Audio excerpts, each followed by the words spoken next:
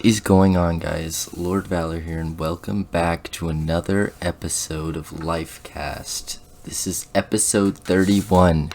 We have finally reached the big 3-0 last episode, and now we are at 31. Feels great. But today, very special interview for you guys. It's going to be a little bit different of a podcast. I'm not going to be following my normal outline. I'm going to be doing something a little different. I have Derek and Alec Coops here. You guys probably know them from either DaksDominos or the winners of Domino Masters. Derek and Alex, thank you for joining me today. Yeah, thank you for having us. Yeah, so this is very special. I kind of let you guys go do your thing. You guys won Domino Masters. It was pretty fantastic. And then I was just kind of like, yeah, at some point we're going to have them on the show, but let's let them kind of just bask in their wonderfulness for a second. So, for the audience, can you guys just introduce yourselves and just kind of give an overview of what DaksDominos is? Yeah, so as he said, I'm Derek Coops and my brother Alex Coops here. We're twin brothers, and we've been building domino and chain reaction art for almost 10 years. We posted on YouTube, and we've been doing that for a while, and that's how we ended up getting on that Domino Masters show. And so, yeah, that's kind of just a very quick summary of what we do and how we got on the show. Yeah, so obviously you guys have been doing this for a while. I think last time, I don't remember, was it Alex or Derek that I had on? Do you remember? Was it you, Alex? I think it was me. Yeah, it was Derek. It was Derek? Oh, it was Derek. Okay. I didn't remember who I had on last time, but I remember you gave a brief overview of kind of what DaksDominos was. So I'm going to reference you guys to that episode if you guys haven't watched it. Not you guys, Alex and Derek, but the audience. Because Derek just gives an overview of what was going on with that. But let's move on to Domino Masters. So can you guys both describe your experience with Domino Masters as much as you can tell?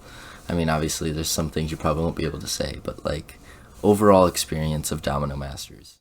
Yeah, it would definitely just be hard to describe it in one little spiel because so much happened, but it was just kind of a overall really crazy experience. Obviously, something most people won't be able to experience, kind of a once in a lifetime type thing. To be able to like see how like these shows were behind the scenes, it was just awesome. And like, I don't know, it was like kind of getting more into like the specifics of it. I remember one thing that I thought was kind of weird afterwards, thinking about it, was there was just a lot of waiting we had to do on this TV show because so obviously there's cameras everywhere, there's directors, producers, they're always making sure they got the right shots. So when we're like transitioning from one part of the show to another, they always have to make sure everyone's standing in the right spot, everyone knows what to say. And then there's kind of like a lot of standing around and waiting. It was just that was kind of one thing that like really stood out to me. Yeah, and then for me, I guess I kind of want to talk about maybe first how we got onto the show because a lot of people are curious about that. Oh, yeah, absolutely. So, yeah, as I said earlier, they found us through our YouTube channel. That's how they found basically all the contestants. And it just kind of started with an email. It was a very vague email, just kind of saying that they didn't say any network or anything, that it was just they were a national TV network. They're looking at creating a domino show and stuff like that. And they just want to know if we could want to do a casting interview. Did you think it was a scam at first? Because like, well, I get an email like that, I would be like kind of suspicious. I mean, it didn't look that suspicious, and like it's not like they were asking for personal information. So I'm like, if I go on the interview, it's not like they're going to take anything from me. I'm not going to tell them my credit card number or anything. Correct. So so yeah, we did that, and then it just kind of kept leading from casting interview to casting interview. The whole process was probably 4 to 5 months until like we were officially on the show, because then we have to like get when we kind of pick out teammates, they have like some different options, and you have to do like chemistry tests, meaning they kind of see how we interact together. And I don't know, I don't even remember a lot of it at this point, but yeah, it was this long process, and finally we were on the show. And then a few months after that, we had our plane tickets to LA, and we had to get quarantined, and it was a really fast process, and all of a sudden we were just there.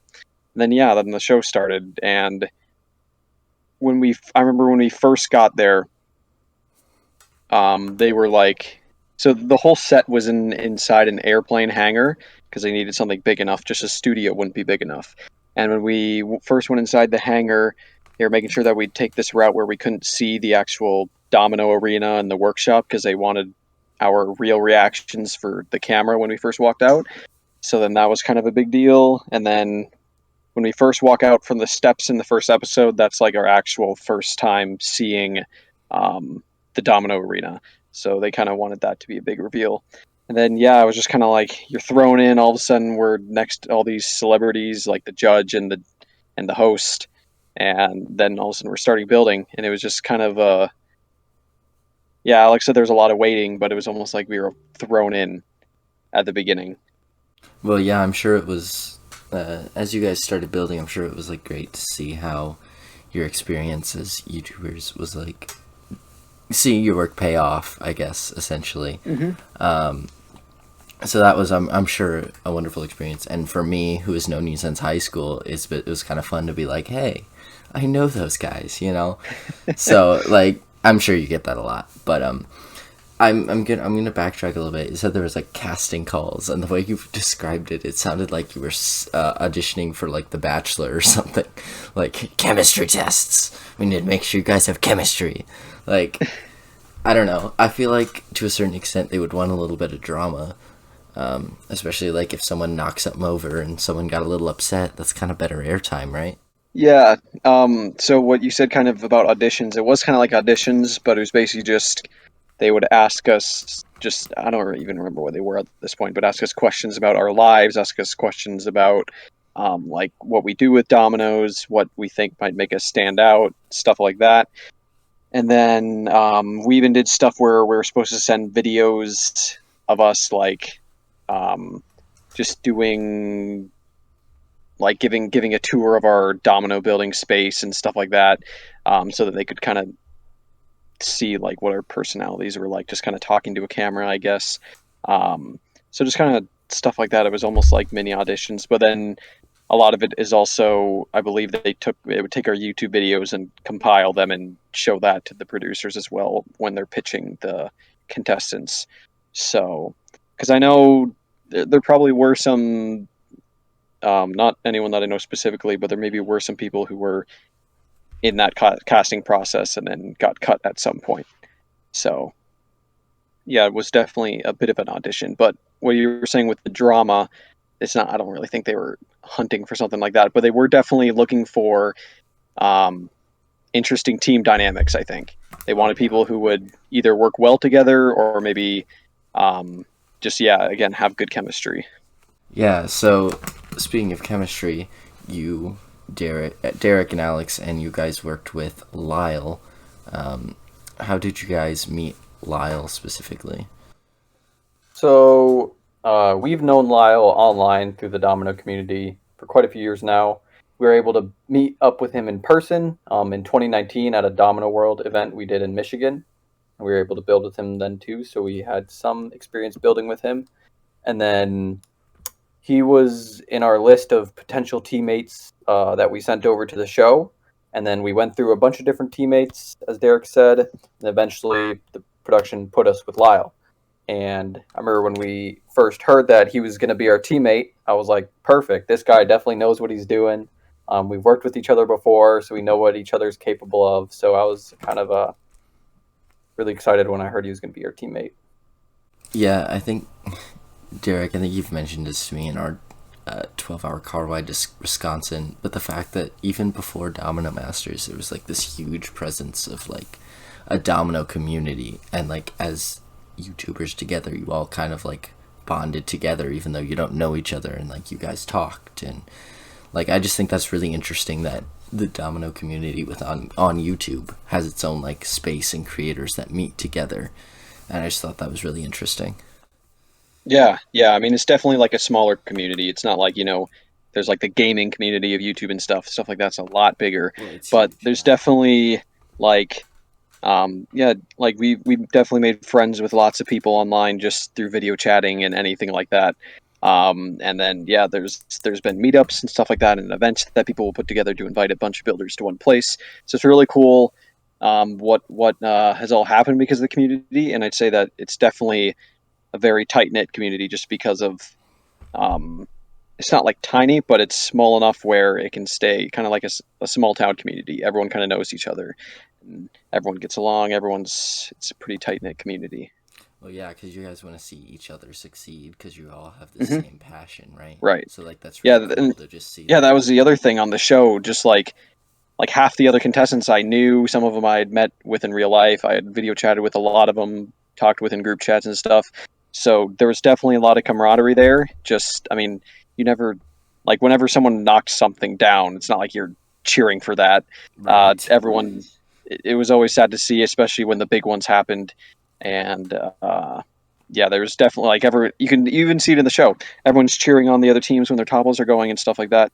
So yeah, everyone wants to see everyone succeed. Yeah, absolutely. So yeah, good transition right into the show.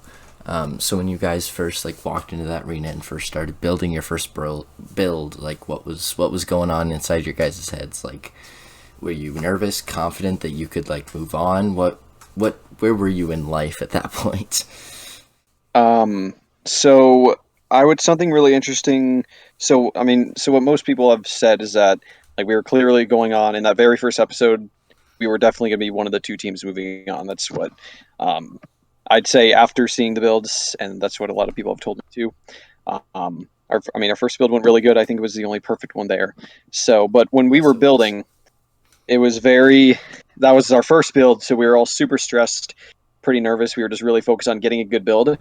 During those 16 hours of building, we never really stopped and took a look at the other projects that were being built by the other teams, because they're all right there too. It's all in the same room, and um, so even like up to the topples, we thought it was like a four-way tie. It could really be anyone, because we never really stepped back and took a look at the other builds.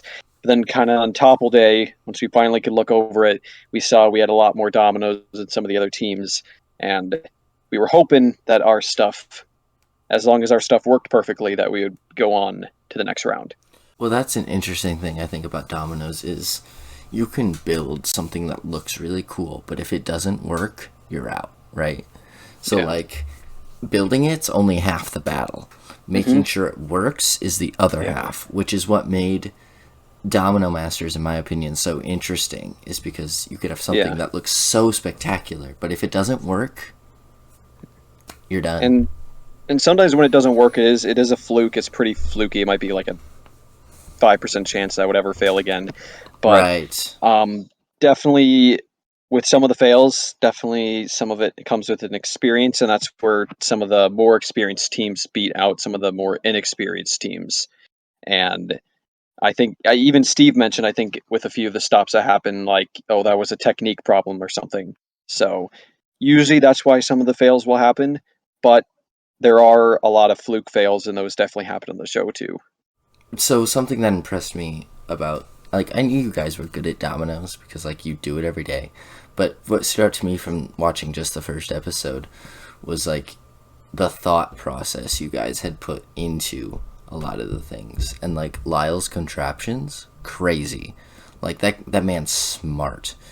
And then you guys were like, oh yeah, you do that over there and we'll just do like the domino thing over here. And like I don't know, you guys just really had, speaking of chemistry, really good chemistry as a team because you guys knew each other's strengths and it seems like you played off of that.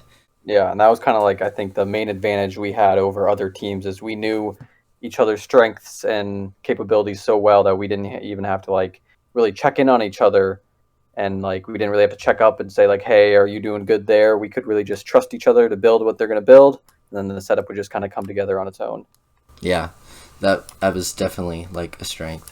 And yeah, it became clear within the first two episodes you guys were in that I thought you guys were the team to beat because you guys had a lot of thought and your contraptions all seemed to work. Your dominoes seemed to fall all the time. I was a little nervous when you got to Vegas because you guys were like, we don't know Vegas.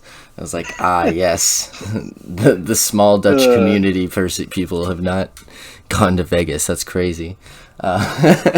So Yeah, I think I remember like they figured out the producers figured out that none of us had gone to Vegas, and they were like, "Oh, you should say that." And I just think it's funny that actually made it onto the show and tried to make it. I don't think that would ever be a disadvantage. Mm-mm. Like everyone knows what's in Vegas. Like it's iconic, right? Yeah. But I just thought that was funny. That kind of made its own little storyline on the show. Well, yeah, that they definitely brought it out. It was so funny. Yeah. To see that kind of happen. So, But yeah, and what you were saying with the building process, I'm glad that you could notice some of the thought process, because obviously I was there. So watching it back, I think that they should have had 2-hour-long episodes. They should have showed way more of the building process, because there is definitely a lot that happened in the building process that they don't show. That they squeeze 16 hours down into like 25 or 30 minutes. So that's just kind of everything that you saw on the show. Like building fails, accidental topples, way more happen than what was shown. They don't even show all those. So yeah, it was. I understand the fact that they probably weren't able to show everything, but like what they did show well was the team dynamics and how the team dynamics were. Mm-hmm. And I think that was half of it too. So yeah, let's talk about maybe as it started getting towards the finale, and even when you were in the finale, what was nerves? I'm sure were high, but like, do you think you were thinking clearly? Like, just what was your guys' thought process? So yeah, when we were in the finale, the nerves were definitely higher than they had been in the previous rounds, because we knew it was everything was kind of coming together, and it was all going to come down to this last build. And we knew we had a lot when we were planning this build. We had a lot of risky stuff, and we had a lot of ideas we wanted to get down on our platform. For one, we didn't know if we would have enough time to get everything built, and two, if we did get everything built, would it work when we actually had to topple it? So while we were building, we had always those thoughts come into our mind. We managed to get all the main stuff we wanted built. We had to cut out a few ideas. But then when it got to the topple, that's when the nerves really started kicking in, because we had all these risky elements and we were just sitting there waiting. And then, yeah, we just had to wait until our topple came. And then we saw what happened to the Mechanical Mavericks with their huge mishap with their giant wall. And we got even more nervous. Like, what if that happens to us or the other team? And it was just all those nerves. But then when our setup worked perfectly, huge sigh of relief. And it was just kind of all a blur from there.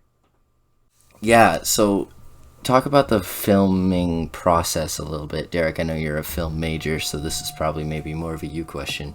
But, like, you were explaining it to me, and, like, just, like, filming over 3 days, splitting up to 16 hours, like, all that stuff. Like, what about the film process that you guys had to go through for this was, like, most stand out to you guys? yeah, so the first thing is that the 16 hours weren't straight. It was split over 2 days, and the topple was always on a third day, because it would be impossible to do that all straight, because there's also the other stuff they need to do, like we need to eat, they need to film our interviews, they need to film the introductions with the judges, they need to do all that. So if they want to do that all straight, if we'd be awake for more than 24 hours straight, that would never work. But from there, it was definitely just like this was a big set. They had, when we were building, they usually had at least 2 cameras per platform, just like some camera guy carrying it around. And then they would sometimes have the camera crane out. They would sometimes have cameras on tripods stationed, just focused on one spot. But yeah, the topples I'd say was the most interesting, and that's because, so you would think it wouldn't take that long just to get 4 topples done, but usually topple days were the longest. We wake up around 5:30, get to the set at 6 a.m. Wouldn't get back till around maybe 10 p.m., 11 p.m. sometimes. And that's because for every single topple, first we need to explain with the director everything that happens and like in detail, because he needs to know everything that happens. Then he goes to his camera guys and figures out who's going to be where, because they have 2 camera operators running around the platform plus the camera crane. So those are the 3 main angles. And they have the stationary one directly above the platform too.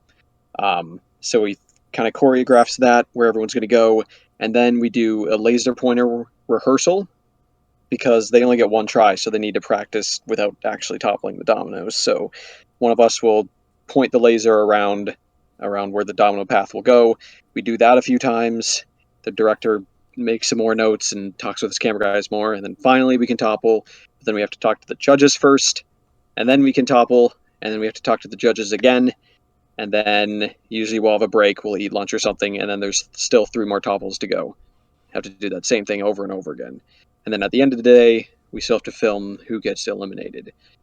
And something with that elimination thing as well, like when the judges are talking on stage for like a minute, all that was staged just because they need to show something on TV, but really they go backstage, review footage, and discuss for usually at least an hour.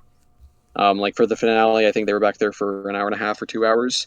But yeah, that definitely took longer too. So then usually all the contestants would just be waiting outside under the tent. And yeah. Yeah, so you filmed this, if I'm correct, by an airport, in an airport hangar. Did you mention that? Yeah, it was like a smaller, kind of maybe a regional airport, but yeah, it was an airplane hangar. So usually when we weren't outside, when we'd eat lunch and stuff, there was just a tent outside, like one of those big event tents. And then they'd like bring lunch and stuff, and there are these like shipping containers that were like furnished and had windows and stuff, and that's where we'd like change and stuff like that. They're like almost like little campers, kind of. Those were our pods, is what they called them, and that's where we'd spend time during lunches and suppers and breaks while we were at set. I think one of my favorite activities while you guys were in LA was checking snap maps to see like where you guys were, and I checked like, I don't know, you guys have been there like 2 weeks, and I looked and I saw Derek at an airport. I'm like, oh no, they got like eliminated first round, but then you were at that airport for like a month, and I was like, oh. It was just really funny. We were either at the hotel, which is like 5 or 10 minutes from the airport, or at the airport. Yeah, that was really it. And I had some friends tell me that people thought that we were eliminated because they saw us at an airport or something like that. Yeah, so, that was exactly my thought, and I thought it was really funny. Right. Obviously, winning Domino Masters gave you guys a little bit of fame. What opportunities have you guys gotten since winning Domino Masters that like you wouldn't have gotten to have otherwise?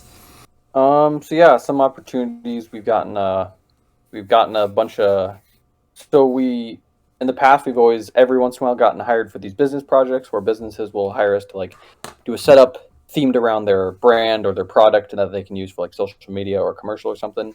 And we got a bunch more of those business projects than we normally do because of the show. So, for example, we were in Italy for a month. Not for a month. We were in Italy 2 months ago for about a weekend, and we built a project for Philip Morris International. For a business event they're at to launch their sustainability campaign. So we were there, we did that project. We had a project for American State Bank, which is local to us. We did some projects at some local libraries. We also did a project for Pit Boss Grills. I think they're a big company that makes like grills and smokers and rubs, stuff like that. They sent us some smokers and some other products to make a video with, and then they end up using that for their social media. And and you got to keep that, obviously, right? Yeah, we keep that, dude. And then and then mine is on Facebook Marketplace if anyone wants to buy it. Yeah. Your grill? Yeah, I'm selling it. I don't grill. Dude, you could learn. Sorry, continue, Alex. I feel like there's one I'm forgetting, but we do have another project that we're in contact with right now that could happen maybe sometime in the next month as well. But yeah, so we've gotten a lot more of those business projects. We also got like I think a couple thousand extra subscribers on YouTube from the show. Yeah. Looking forward, say, after college, after all the busyness of learning stuff, because that's, I guess, important or something. Do you see yourselves continuing to do Dominoes on YouTube, or is this something that maybe it was fun for a time, now it's time to lay it to rest, kind of thing? Like, what are your thoughts on that? I think it's something we'll always be involved with, whether it's like getting a business project here and there or being a part of some big community event once a year. I don't know how much the YouTube videos that we make individually will continue after college, but I think Dominoes will be somewhat part of our lives for the next while. Having the opportunity, if you got it, to completely just do YouTube, would you guys take it? Oh yeah, I think I would. Yeah. Wouldn't. Yeah, if there was a way, if we, like, yeah, let's say made enough from business projects and YouTube income to do it full time, I definitely would. But right now, because I think, for example, for people that maybe are confused, you can do it full time.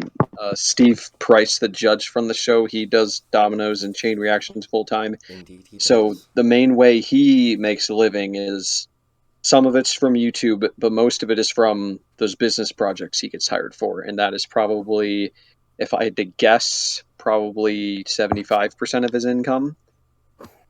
Maybe it depends on like the year or the month, I don't know, but that combined with YouTube, it can make you money. And the hard thing about it is that these projects take time, and YouTube likes it when you post a lot.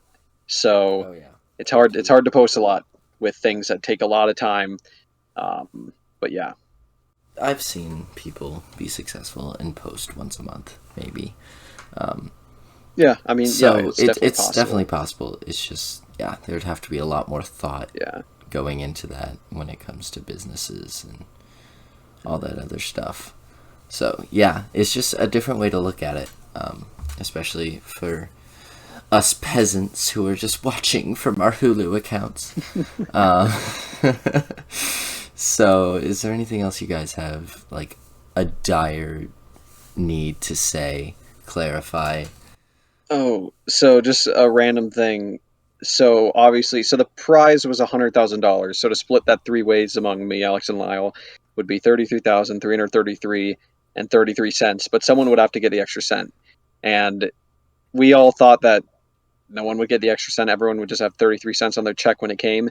We got our prize money a few weeks ago, and it was funniest thing, they actually put the 34 cents on Lyle. So they actually gave it to someone, which I just think is hilarious that they actually did that. Like, they actually thought out, like, we need to give this extra cent to someone. So I'm wondering if it's like, the other two are brothers, we'll just give it to Lyle or something like that. That's so But funny. That was pretty funny when Lyle told us that. Yeah. That is funny. I hadn't thought about that. That is. 'Cause I was that's actually thinking, really I'm funny. like, they kind of have to give the extra cent because they said the prize was $100,000. So if Not you don't give legally. it, you can sue. According to legal terms, yeah. Yeah. That's But so it funny. also says that it will be split three ways even, so we lost out a cent. Fox, what are you doing? That doesn't sound even to me. Now you're just nickel and diming. It was awesome watching you guys seemingly have a ball out there. I don't know. I'm sure you guys had a fun time. Yeah, it was. Of course, it was great. It was just. It was a mix of emotions. A lot of stress, a lot of nerves, a lot of excitement, a lot of sad feelings. Just mix of everything. Well, and I'm sure watching But- people like watch it was also like a new way for you to experience it. Yeah. Just from what I've heard, a lot of people say that they never thought that they would get into a show about dominoes, but then they were like hooked.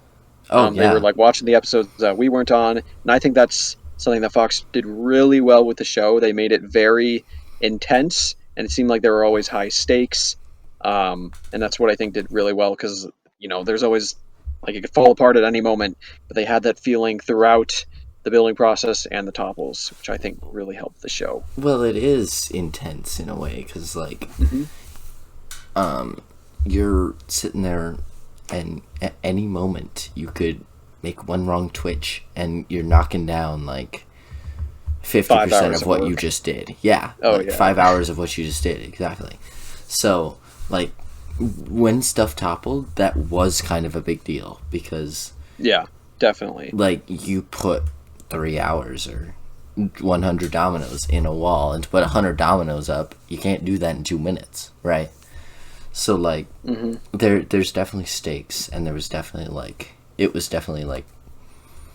laid out there like, yes, something gets knocked over, hours of work is gone. That like precedent was set like from the get-go from episode 1. thank you, Derek and Alex, for joining me for this very special episode of Lifecast. It has been phenomenal talking to you guys, especially since I would consider us friends. So, like, to just converse with you about this was awesome. So, thank you for coming out and doing that with me. Yeah, thank you for having us. Yeah, no problem. If you guys want to follow them, they are on Instagram at DaksDominos. They are on YouTube at DaksDominos. Am I missing any plugins? Twitter. Those are Twitter. We don't really use Twitter that much. I was gonna say you probably have it. It's just Yeah. Twitter's is a mess right now. Yeah, so you can follow them on all their social medias. YouTube, Instagram are the two probably most important ones under the DaksDominos name. If you are wondering about this show, congratulations, you found it, Saucium. Thank you guys for joining me. Thank you for listening, viewers. If you have any questions for these two, leave them in the comments, and either I will respond to them or I will ask them to respond to it. So please, if you have any questions, leave them down in the comments. And yeah, when life gives you lemons, build some dominoes. And don't forget to subscribe to Saucium. Thank you, Derek.